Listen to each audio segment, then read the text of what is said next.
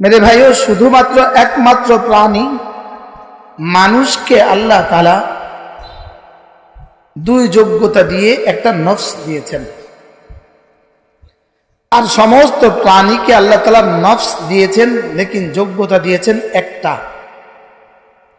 আর মানুষকে নফস দিয়ে আল্লাহ যোগ্যতা দিয়েছেন দুইটা। বলেন যোগ্যতা দিয়েছেন কয়টা?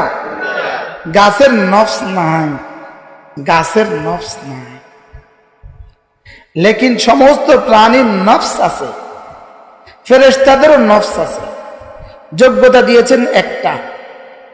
সমস্ত প্রাণীর নফস আছে, যোগ্যতা দিয়েছেন একটা। আর আমাদের নফস আছে, যোগ্যতা দিয়েছেন দুইটা। কয়টা?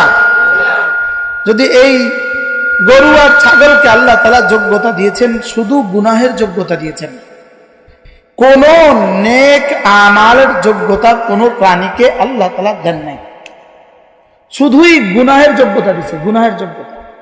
সে আরেকজনের ঘাস খেতে কোনো দ্বিধা করে না।